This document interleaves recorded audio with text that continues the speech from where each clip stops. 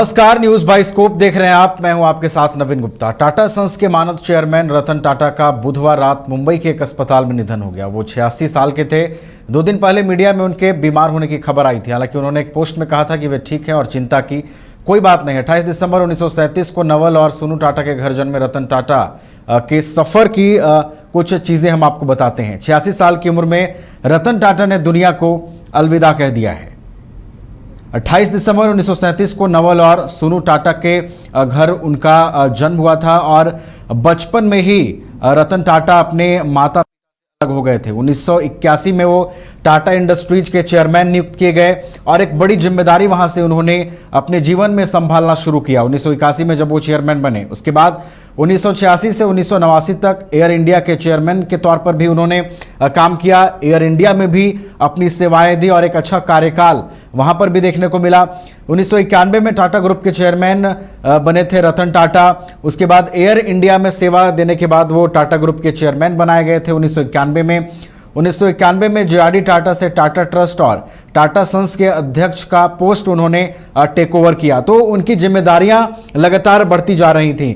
2008 में सबसे छोटी और सस्ती कार टाटा नैनो को भी उनके मार्गदर्शन में लॉन्च किया गया और देश की यह पहली सस्ती कार थी जो लॉन्च किया गया था। इसके बाद दिसंबर 2012 में 50 साल टाटा सन्स का अध्यक्ष रहने के बाद उन्होंने पद छोड़ दिया था। मानद अध्यक्ष के रूप में उनकी नियुक्ति की गई थी, तो लगातार उनका मार्गदर्शन मिलता रहा। 9 अक्टूबर 2024 को 86 साल की उम्र में उनका निधन हुआ। एक कह सकते हैं कि उन्होंने टाटा कंपनी को एक विश्व में वो पहचान दिलाई जो शायद ही कोई उद्योगपति कर पाते हैं। शायद यही वजह है कि आज जब उनके निधन की खबर जैसे ही बुधवार देर रात आई, पूरे देश भर में शोक की लहर दौड़ गई और उन्हें उद्योग रत्न भी कहा जाने लगा। और अब महाराष्ट्र कैबिनेट की बैठक हुई है, उसमें उनको भारत रत्न देने की भी मांग की गई है।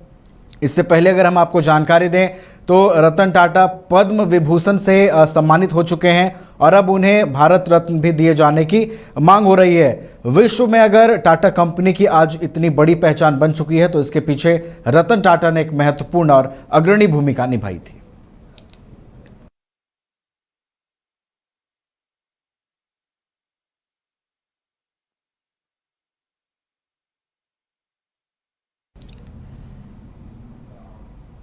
नमस्कार, न्यूज बाय स्कोप देख रहे हैं आप। मैं हूं आपके साथ नवीन गुप्ता। टाटा सन्स के मानद चेयरमैन रतन टाटा का बुधवार रात मुंबई के एक अस्पताल में निधन हो गया। वो 86 साल के थे।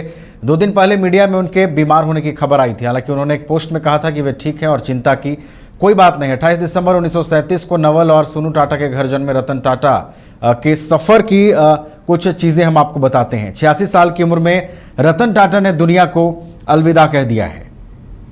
28 दिसंबर 1937 को नवल और सोनू टाटा के घर उनका जन्म हुआ था और बचपन में ही रतन टाटा अपने माता पिता से अलग हो गए थे। 1981 में वो टाटा इंडस्ट्रीज के चेयरमैन नियुक्त किए गए और एक बड़ी जिम्मेदारी वहां से उन्होंने अपने जीवन में संभालना शुरू किया। 1981 में जब वो चेयरमैन बने, उसके बाद 1986 से 1989 तक एयर इंडिया के चेयरमैन के तौर पर भी उन्होंने काम किया। एयर इंडिया में भी अपनी सेवाएं दी और एक अच्छा कार्यकाल वहां पर भी देखने को मिला।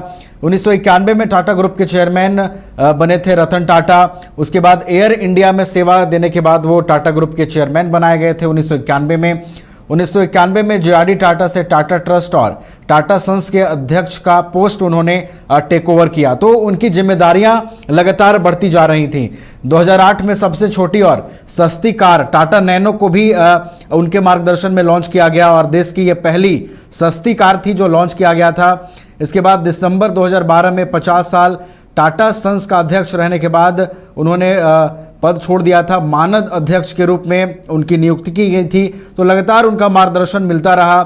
9 अक्टूबर 2024 को 86 साल की उम्र में उनका निधन हुआ।